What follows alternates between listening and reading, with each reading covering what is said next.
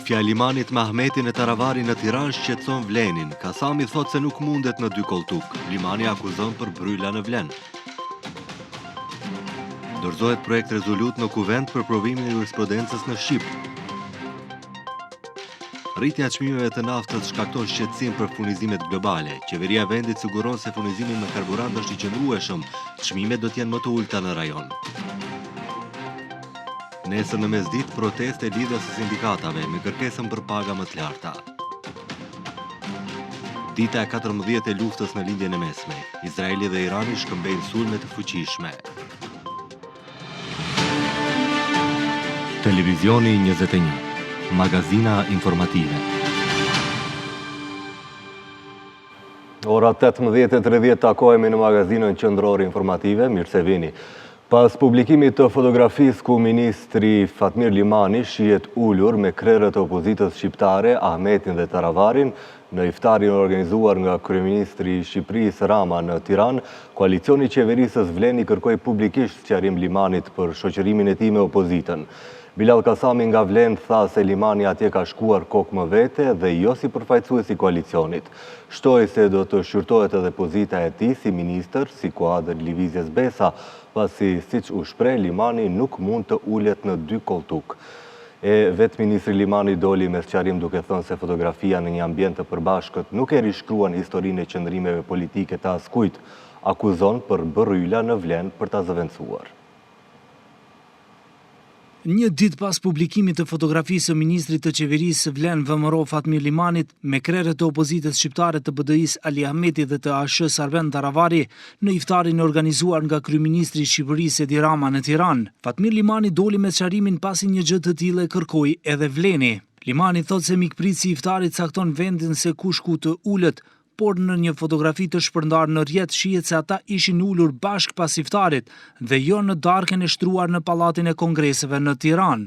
Në një tryezë mikpritje nuk shkohet për të bërë kalkulime politike dhe për të prishur sofrën, por për të respektuar traditën, mikpritjen dhe momentin e përbashkët njerëzor. Fotografia apo prania në një ambient të përbashkët nuk e rishkruan historinë e qëndrimeve politike të askujt. Ndërkohë që disa përpiqen të krijojnë dilema artificiale nga një fotografi iftari, unë jam përballë një realiteti tjetër, një përpjekje të hapur dhe përjashtuese ndaj meje, pikërisht nga ata me të cilët ndërtuam bashkë një projekt politik. I pyetur për këtë, një nga krerët e Vlenit, Bilal Kasami, tha se Limani ka shkuar krye në vete në Tiranë dhe jo si përfaqësues i Vlenit. Shtoi se do të shqyrtohet edhe pozita e ministrit në qeveri si kuadër i lëvizjes Besa, pasi si shprehet nuk mund të ulet në dy koltuk. Si fotografi nuk o që ka qenë, do kësha thonë, fotografia më e mirë të cilën prezanton një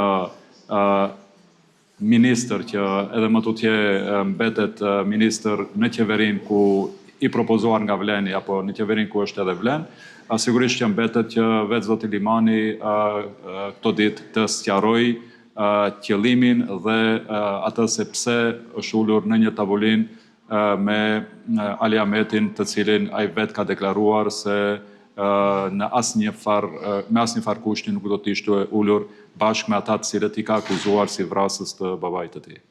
Krejt këto zhvillime po ndodhin në periudhën kur Vleni është në procesin e bashkimit apo të shkrirjes në një parti të vetme. Jashtrues ka mbetur Arben Fetai, i cili konsiderohej si përfaqësues i ASH-s brenda Vlenit, stafetën në të cilët e mori Latif Arifi, i cili mbështetet edhe nga dy figura të tjera të mbetura në Vlen, Azir Aliu dhe Mimoza Musa. Në reagimin e tij të fundit, Limani shkruan se nuk është sekret që brenda Vlenit po zhvillohet një luftë me bërryla për të zëvendësuar me figura anonime, protagonistët kryesorë që realizuan projektin e bashkimit. Në rrethana të tilla askush nuk mund të presë që të qëndrojë duar kryq, sepse siç shkruan Limani, unë jam njeri i tavolinave dhe jo i bodrumeve.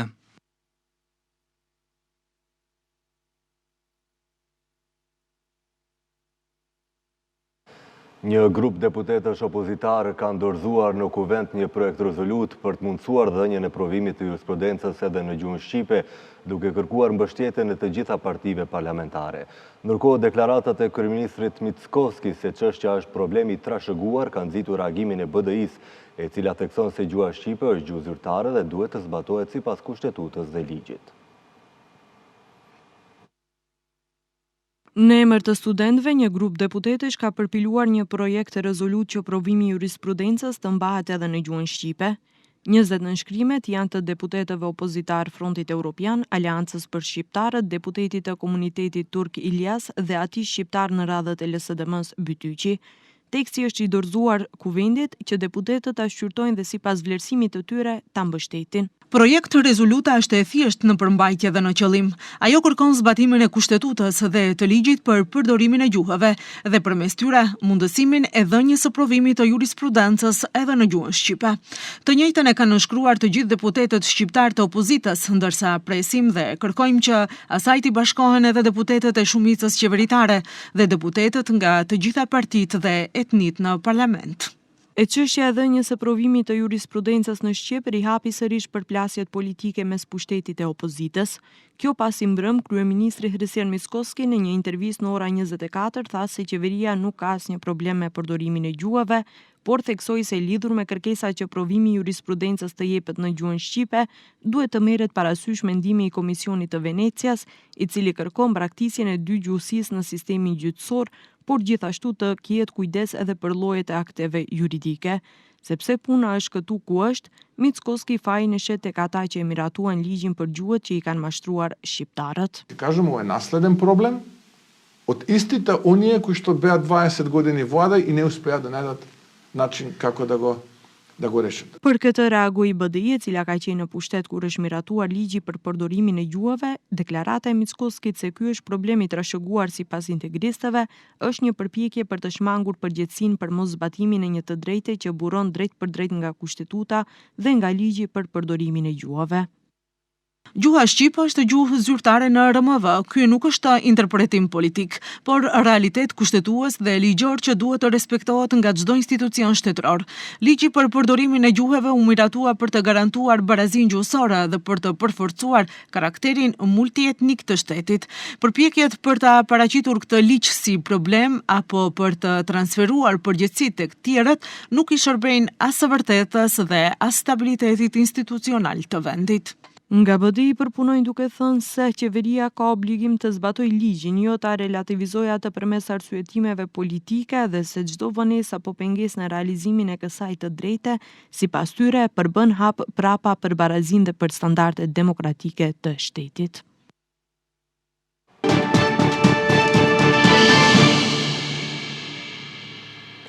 Nëse vazhdon kriza me naftën dhe derivate, qeveria do të ndërhyjë me ulje prej 4 denarësh të akcizës, por edhe ulje të TVSH-s për importin e naftës dhe derivateve të saj. Maqedonia ka rezerva për 62 ditë. Ministrja e Energjetikës Sanja Bozhinovska siguron se furnizimi me karburante është i qëndrueshëm dhe se kemi çmimet më të ulta në rajon. Furnizimi me karburante në vend është i qëndrueshëm dhe Maqedonia pavarësisht rritjes së çmimeve ka karburantin më të lirë në rajon, siguron Ministrja e Energjetikës Sanja Bozhinovska. Inspektorët e tregut në mbi 300 kontrolle kanë konstatuar se të gjithë tregtarët kanë rezervat ligjore operative për 5 ditë. Ajo siguron se edhe rezervat shtetërore janë të qëndrueshme. Deklarimet kanë qenë se kemi mjaftueshëm për mbulimin e rreth 62 ditëve të nevojshme të qytetarëve dhe ekonomisë. 138.877.053 litri, Euro Super 95, 32.098.680 litri, Extra лесно масло за домакинства, EL1, 10.772.342 litri, Mazut M1, 5.287.794 килограми. Со тоа што Макора има обврскан или што ги зема парите, ќе набавуваат, треба ги прашам кога следно ќе набавуваат за тоа име редовна набавка. Дневната, мислам дека околу 4.000. Ministria siguron nëse presionet globale vazhdojnë, do të përdoren të gjitha mekanizmat për mbrojtjen e standardit të qytetarëve. Në dispozicion janë uljet e akcizave për karburantët deri në 4 denar dhe të TVSH-s për blerjen e derivateve. Bozhinovska mendon se qytetarët nuk dëmtohen nga ndryshimi i rregullores së Komisionit Rregullator të Energjetikës, me të cilën çmimet ndryshohen një herë në javë të hënën, e jo si më parë, kur kishte ndryshime në bursat botërore. Ajo thot se deri tani kemi pasur vetëm një rritje. Цените ги одредува регулаторна. Знаете, ние не се мешаме како министерство, меѓутоа јас се распрашав.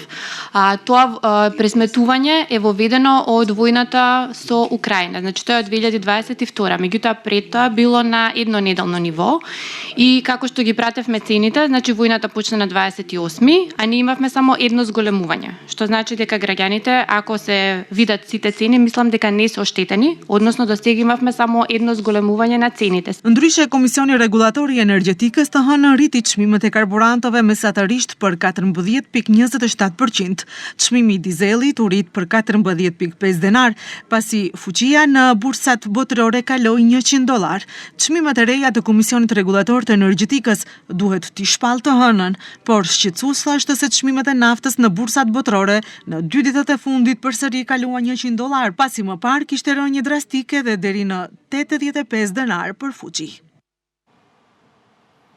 E pas rritjes së madhe të çmimit të naftës dhe derivateve në fillim të javës, kryeministri Mickovski njoftoi ulje për rreth 2 denare gjysmë, pra litri benzinës do të shitet për €1.35. Megjithatë, rritja e çmimit ka shkaktuar dhe shtrejtim të disa produkteve. Kryetari i opozitares LSDM Venko Filipçe me kritika të ashpra ndaj qeverisë dhe kërkon masa, gjërsa Mickovski paralajmëron ulje të TVSH-s. Ulje e çmimit të naftës dhe derivateve të naftës për rreth 2,5 denar për litër, paralajmëroi kryeministri Hristian Mickovski pasi ditë më parë çmimi u ngrit deri në 14,5 denar. Ai sqaron se për këtë ulje kanë punuar me kompaninë Okta, nga ku dakorduan me kompanitë me të cilat bashkëpunojnë të japin zbritje rreth 45 deri në $50 për ton, dhe pompave të benzinës tu shitet me atë çmim, që do të thotë ulje e çmimit të naftës. Ai po ashtu ritheksoi se vendet e tjera kanë çmime më të larta të biznesit dhe prandaj vinë në vendin tonë për të furnizuar me karburantet më të lira. Литар дизел кај ќе биде €1,35. Во соседството, например, во Србија е веќе над €1,80, во Албанија е €1,80, во Косово е над €1,50, €1,60, во Европа е веќе над €2, некаде во земјите од Европската унија е €2,2 дизелот. Сега имаме, веруете, жесток притисок од соседните држави, од граѓаните на соседните држави во пограничните места на југ, запад и север, каде што doagjat da polnat gorivo. Kryetari i LSDM-s Venko Filipçe me kritika ndaj qeverisë, thotë se në vend që të marrin masa për të mbrojtur qytetarët nga tronditja e çmimeve dhe nga shtrejtimi i karburanteve, qeveria dëshiron të përfitojë shtesë. Shikoni çmimet në markete, shikoni çmimet e energjisë elektrike, karburantet janë shtrejtuar jashtëzakonisht. Çfarë duhet të bëjnë njerëzit? Mickovski thotë se nuk duhet të shkojnë në pushime, më pas do të thotë nuk duhet as të hanë. Për shkak të rritjes së çmimeve të derivateve, disa nga produktet ushqimore tashmë janë shtrejtuar. Si do të stabilizohen çmimet e naftës dhe me këtë edhe të produkteve në markete? Mickovski thotë se do të ulët përqindja e TVSH-s, por jo edhe e akcizës. Одиме со намалување на зафаќањето на данокот на додадена вредност од 18 на 10%, па имаме уште една мерка потоа од 10 на 5%, но тоа ќе зависи од цената како ќе се движи. Për shkak të krizës dhe veprimeve ushtarake në lindje të mesme, çmimi i naftës është rritur ndjeshëm, gjë që shkaktoi tronditje çmimesh edhe në vendin tonë. Qytetarët u përballen me mungesë të naftës pasi në pompat të benzinës nuk mund të blinin karburante. Shtetet e Bashkuara të Amerikës kanë hequr përkohësisht sanksionet mbi naftën ruse të bllokuar në det, ndërsa zyrtarët e administratës Trump përpiqen të përmbysin një rritje të çmimit që po shkakton shqetësime në lidhje me furnizimet globale. Sekretari i thesarit të SBA-s, Scott Bessent, njoftoi të enjtën vonë se u lejohet vendeve të blejnë naftën ruse të bllokuar për 30 ditë. Trump po punon për të mbajtur çmimet e ulta, tha ai. Kjo masë e përshtatur afatshkurtër zbatohet vetëm për naftën që është tashmë në tranzit dhe nuk do të ofrojë përfitim të konsiderueshëm financiar për qeverinë ruse, e cila merr pjesën më të madhe të ardhurave të saj nga energjia, nga taksat në pikën e nxjerrjes, theksoi sekretari i thesarit. Konflikti në lindjen e mesme ka mbyllur pothuajse ngushticën e Hormuzit, një nga arterjet më të rëndësishme në tregtinë globale, përmes së cilës kalojnë zakonisht rreth 1/5 e cisternave të naftës dhe gazit në botë. Ndërsa administrata Trump është zotuar vazhdimisht të shoqërojë anijet përmes ngushticës, aktiviteti ende nuk është rikuperuar. Regjimi iranian ka deklaruar se nuk do të lejojë që 1 litër naftë të eksportohet nga rajoni, ndërsa sulmet e SBA-s dhe Izraelit vazhdojnë. Trump është përpjekur ditëve të fundit të minojë shqetësimet në lidhje me çmimet e larta të naftës.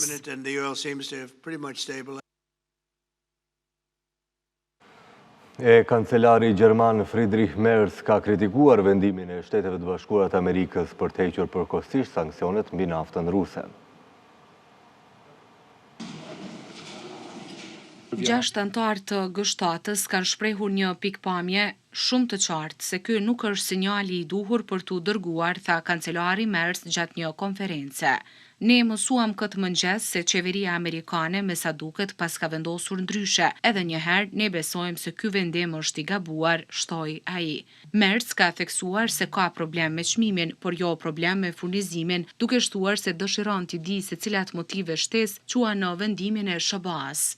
Shtetet e Bashkuara të Amerikës të premten kanë hequr përkohësisht sanksionet mbi naftën ruse të bllokuar në det, ndërsa zyrtarët e administratës Trump përpiqen të përmbysin një rritje të çmimeve që po shkakton shqetësim në lidhje me furnizimet globale. Challenging times.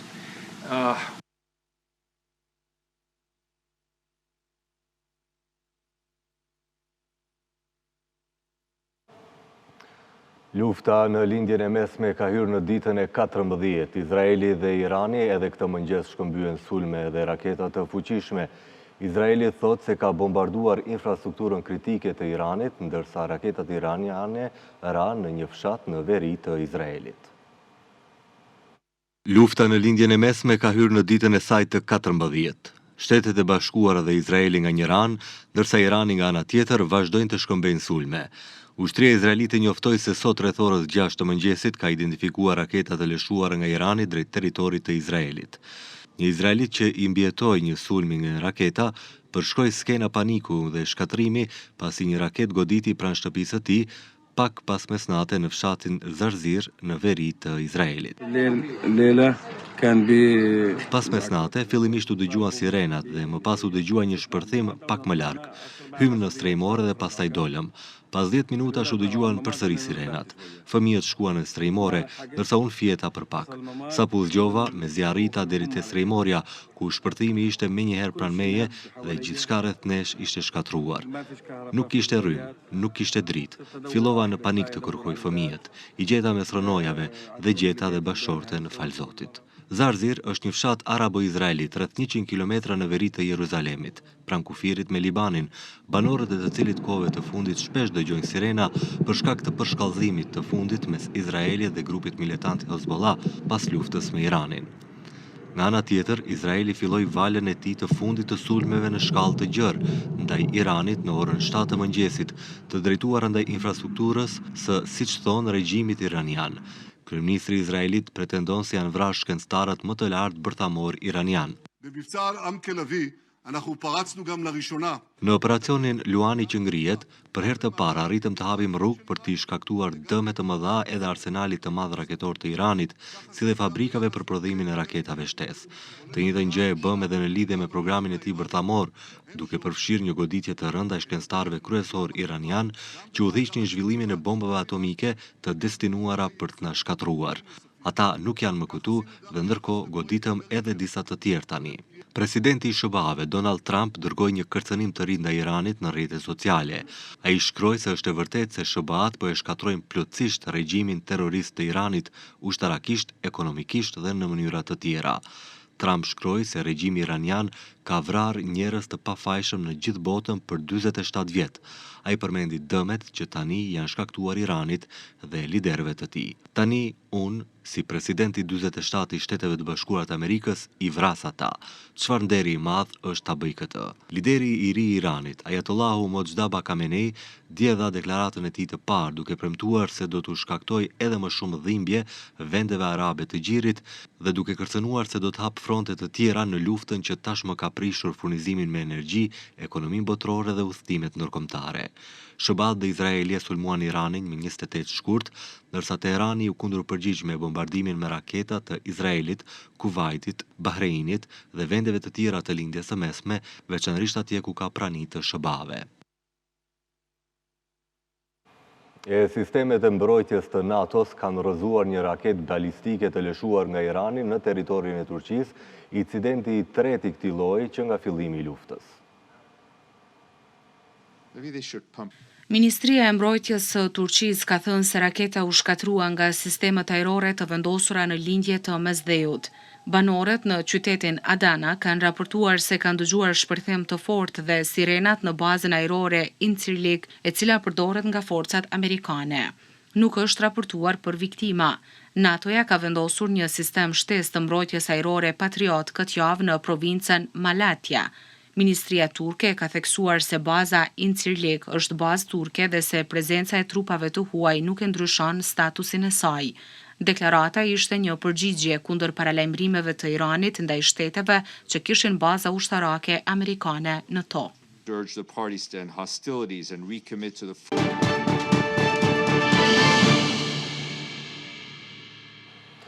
Rritje e eksportit të produkteve ushqimore dhe bujqësore të Maqedonisë në tregjet nordike. Kjo është një nga mundësitë kryesore që hapet me thellimin e bashkëpunimit ekonomik mes vendit ton dhe Suedisë. Në ngjarjen biznes me vendet nordike, mundësi për prodhuesit e Maqedonisë, komuniteti i biznesit diskutoi se si kompanitë e Maqedonisë mund të hyjnë më lehtë në tregun suedez dhe atë nordik.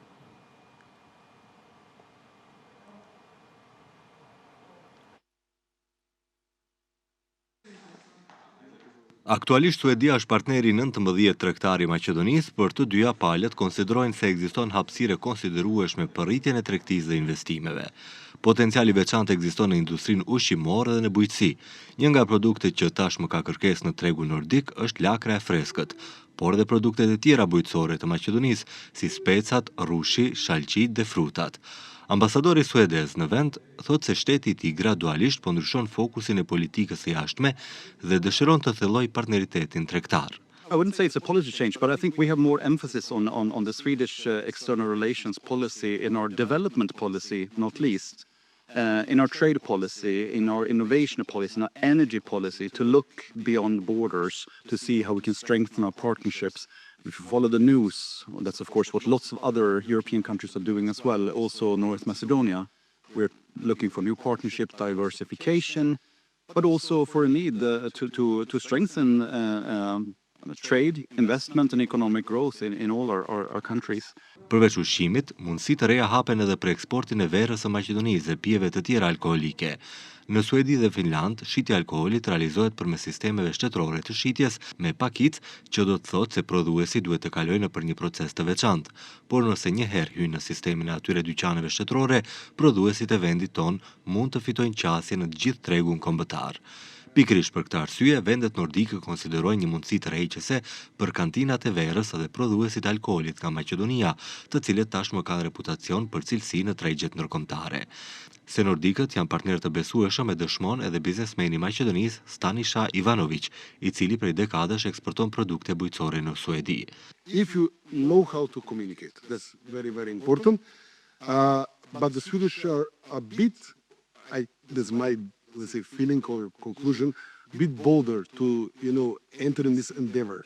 So we were bold to address the Swedish market, but they were bold to come here and to try to work with us. Përmes partnerëve suedez, kompanitë e Maqedonisë shpesh marrin mundësi që të hyjnë edhe në tregun më të gjerë nordik, përkatësisht në Norvegji, Danimark dhe Finland, gjë që arrit edhe më shumë potencialin eksportues. Sipas komunitetit të biznesit, tregjet të tilla janë të rëndësishme për hapjen e kanaleve të reja të eksportit dhe për lidhjen e prodhuesve nga Maqedonia me kompanitë dhe distributorët nordik. Lidhja e sindikatave të Maqedonisë ka bërthirë gjithë punëtorëve nga gjithë vendi që të bashkohen nesër në orën 12:05 para shtëpisë së punëtorëve në një protestë masive për pagën minimale prej 600 eurosh dhe rritjen e të gjitha pagave me 6.000 denar. Kryetari i LSM, Slobodan Trindafilov, tha se sipas të dhënave të Drejtorisë të Ardheve Publike, rreth 160.000 punëtorë në vend jetojnë nën kufirin e varfërisë me pagë nën 31.200 denar. Marshi për paga më të larta do të nisë para selisë së LSM-s, do të vazhdoj para kuvendit dhe odës ekonomike dhe do të përfundoj para qeverisë, për cilën arsye do të ketë edhe regjim të veçantë trafiku në qendër të kryeqytetit.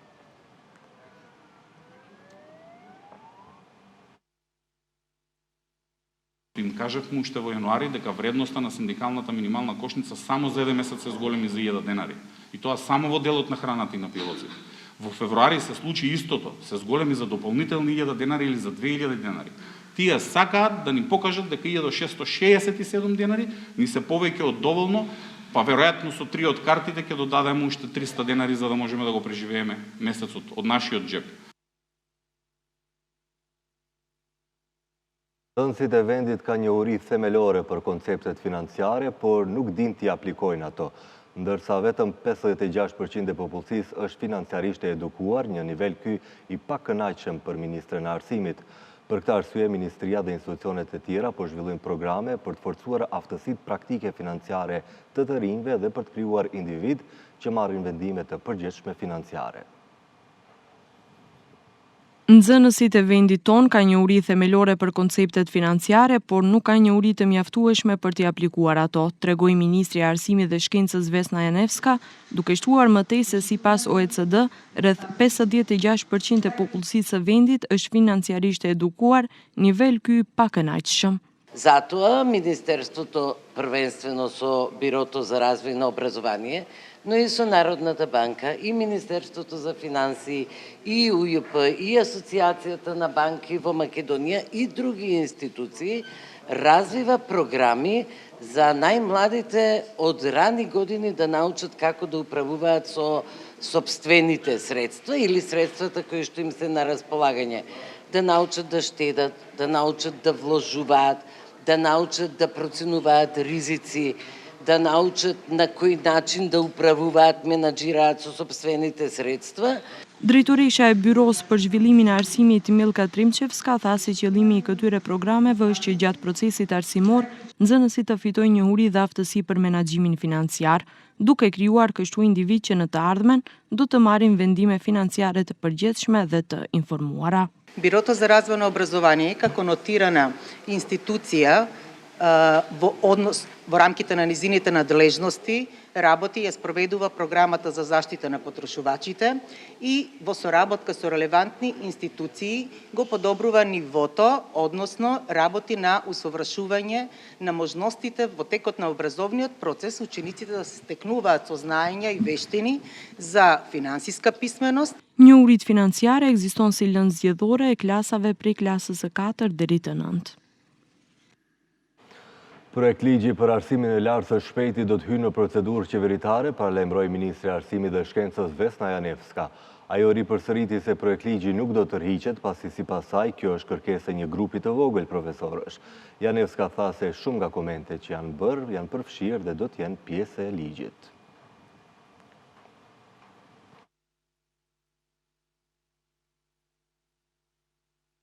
Во однос на барањето за повлекување на законот, воопшто не го делам вашето мислење дека многу, односно и вие рековте неколку професори, мала група на професори, бараат повлекување на законот.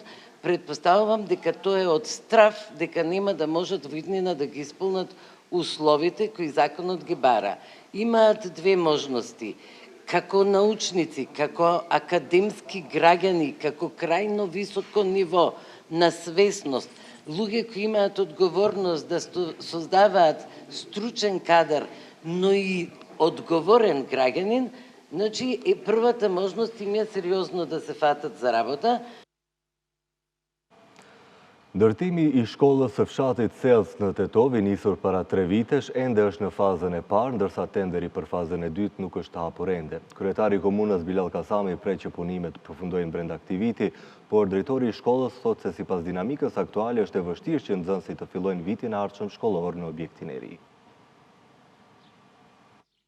Punimet filluan para 3 vitesh, por ndërtimi I shkollës në fshatin Selc në Tetov ende është në fazën e parë. Tenderi për fazën e dytë akoma nuk është hapur. Faza e dytë parasheh fasadën, bankat dhe kabinetet. Për të lëshuar në përdorim do të duhej të rregullohet edhe tereni I sportit dhe muri rrethues, që është një element shumë I rëndësishëm për sigurinë e nxënësve. Kryetari I komunës Bilal Kasami pret që këtë vit të përmbyllen të gjitha punimet ndërtimore. Edhe aty, sipas informatave që kemi nga operatori që realizon punimet, punët shkojnë në bazë të dinamikës parapar. Kërkesa jonë është që brenda këtij viti të përmbyllen gjithë punët ndërtimore. Drejtori I shkollës Muamer Hasani thot se shkolla e re do të ndihmonte shumë procesin arsimor, edhe pse ata nuk kanë qasje në tenderimin e shkollës, në bazë të dinamikës që shohin nuk presin që vitin e ardhshëm ta fillojë në objektin e ri.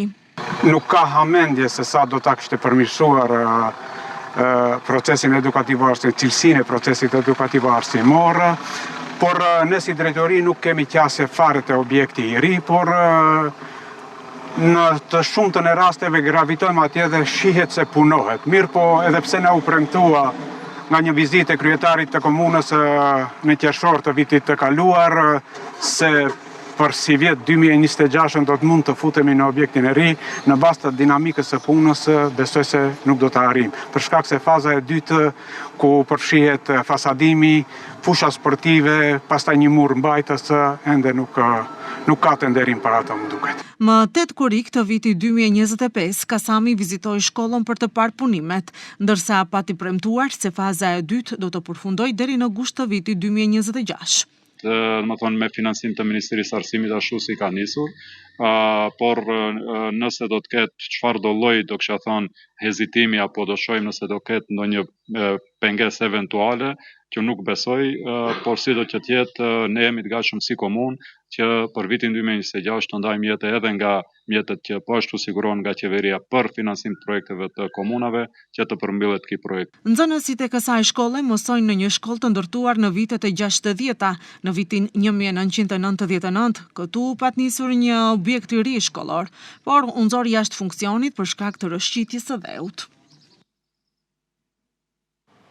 Policia e Tetovës ka privuar nga liria një 18 vjeçar nga rajoni Tetovës, I cili kishte dërguar kërcënime se do të vendoste bomba dhe do të kryente vrasje në një shkollë të mesme në Tetovë. Pas raportimeve nga disa profesorë të shkollës së mesme të mjekësisë Nikola Shtej në Tetovë, është arrestuar MR 18 vjeç nga Pallatica. Edhe më 27 shkurt në këtë fshat ishte arrestuar një person me iniciale MR 18 vjeç, si dyshuar për denoncime të rrejshme për bomba të vendosura në institucionet arsimore, por sektori I punëve të brendshme Tetov nuk ka konfirmuar nëse bëhet fjalë për të njëjtin person.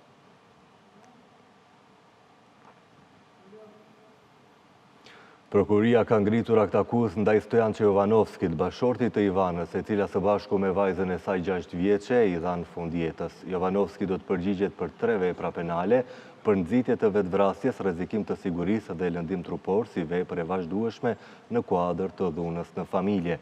Nga prokuria kumtojnë se sipas provave të siguruara, I akuzuari për një periudhë më të gjatë kohore ka vepruar në mënyrë të ashpër dhe çnjerëzore ndaj të dëmtuarës, e cila ndaj tij ndodhej në pozitë varësie faktike dhe ekzistenciale, si dhe në pozitë të nështruar. Për shkak të një trajtimi të tillë, më 2 mars ajo kreu vetvrasje, e cila mund t'i atribuohet neglizhencës së të akuzuarit. Fillimin e gjykimit Jovanovski do ta presë në paraburgim. Prokuria ka kërkuar vazhdimin e kësaj mase pasi ekziston rreziku që ai të arratiset, por edhe të vazhdojë të kryej vepra të tjera të dhunshme penale.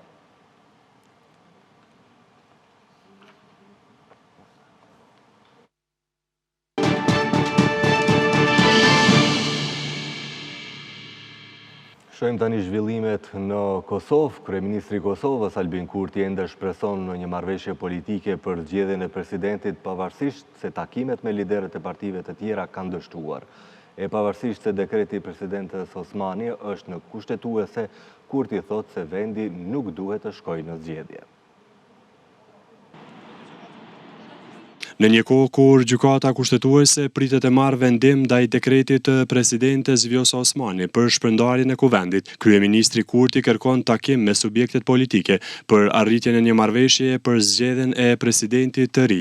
Unë besoj që me krerët e partive opozitare, duhet të takohemi dhe unë qysh sot do t'ju dërgoj ftesa për të takuar në fillim të javës ardhshme. Është e domosdoshme që të kemi marrëveshje me partitë opozitare për zgjedhjen e presidentit dhe qytetarët e Republikës presim prej neve stabilitet institucional e jo zgjedhje të përsëritura.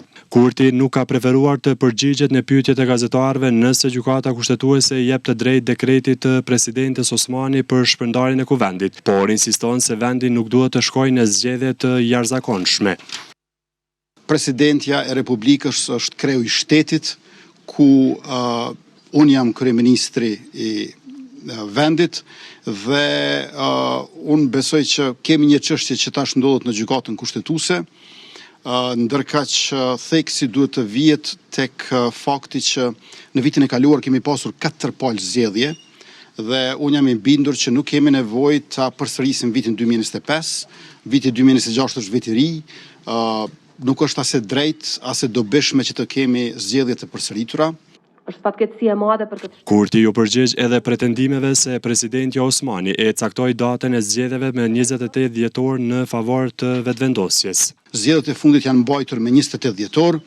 Për bindjen time të fuqishme, zgjedhjet nuk ka qenë mundur të mbahen me 21 dhjetor, për shkak se ekziston edhe shkresa nga sekretariati i Komisionit Qendror Zgjedhor, që thotë që e kanë të pamundur organizimin e zgjedhjeve për 21 dhjetor. Pra aja pas në organizuar pas shtatorit unë puqin zotit Kurti duke ja dhënë datën 28 dhjetora, duke ja hequr masat Kosovës, duke i sjellur Kosovës njohje ja pas në organizuar puqin, duke vizituar komunat e Republikës së Kosovës që udhhiqen edhe nga vetëvendosja ja pas në organizuar puqin, duke pritur diasporën e Republikës së Kosovës ja pas në organizuar puqin.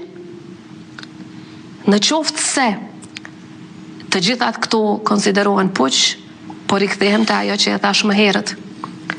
Kur aleatja më e fuqishme e tyre trajtohet kështu, llogariteni të tjerët. Vetëvendosje nuk e kishte kandiduar Vjosa Osmanin për presidente edhe për një mandat, duke vendosur në garë Glau Konjufcen dhe Fatmire Kolçakun. Të opozitare PDK dhe LDK janë përgjigjur pozitivisht ftesës së kryeministrit Kurti për çështjen e presidentit, por thonë se takimet duhet të zhvillohen pas vendimit të gjykatës kushtetuese, ndërsa në AAK këtë lëvizje të Kurtit e cilësojnë si përpjekje për ta përmbysur narrativin e bllokadës dhe njëkohësisht për të bërë presion mbi gjykatën kushtetuese. Partia Demokratike e Kosovës e ka mirëpritur ftesën e kryeministrit Albin Kurti për çështjen e presidentit, duke theksuar se mbetet e hapur për komunikim dhe dialog politik, sa herë që kjo i shërben stabilitetit institucional dhe interesit të vendit.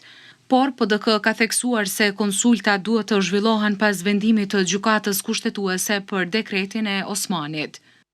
Megjithatë, në rrethanat aktuale, duke pasur parasysh se gjykata kushtetuese ka vendosur mas të përkohshme që pezullon procesin e zgjedhjes së presidentit dhe çdo veprim të mëtejshëm të kuvendit në këtë drejtim, PDK vlerëson se është e domosdoshme të pritet vendimi përfundimtar i gjykatës, i cili pritet deri më 31 mars dhe që do të qartësoj hapat e mëtejm institucional. Partia Demokratike e Kosovës beson se respektimi i vendimeve të gjykatës kushtetuese dhe i procedurave institucionale është mënyra më e përgjithshme për të garantuar stabilitet politik dhe institucional në vend.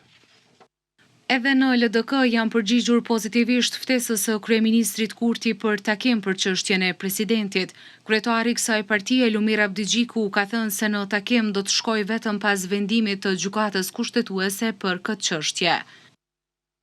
E kam njoftuar se do t'i përgjigjem pozitivisht kësaj ftese në ditën e parë pas verdiktit të gjykatës kushtetuese, duke qenë se çështja e zgjedhjes së presidentit është tashmë në shqyrtim të gjykatës kushtetuese, duhet të kuptojmë se koha jon politike ndalon përkohësisht, ndërsa koha e dëgjimit kushtetues merr fjalën në pavarësinë e saj. Duke respektuar këtë rend pa procese të tjera politike paralele, i bëjmë nder jo vetëm vetës, por edhe Republikës dhe institucioneve që janë ndërtuar me shumë mund.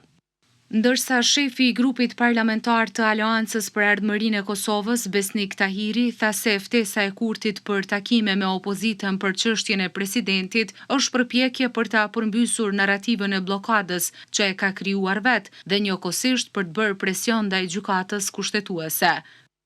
Në pamje të parë duket konstruktiv, por që në fakt po përgatit terrenin që nëse nuk ka epilog pozitiv sipas tij, fajin të hedhë mbi opozitën dhe gjykatën.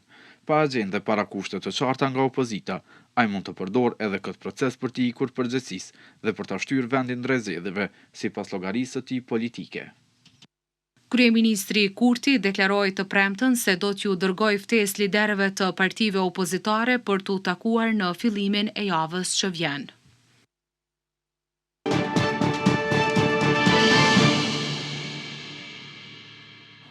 Kjo ishte magazina informative, për më shumë mund të mësoni në portalin ton tv21.tv. Natën e mirë.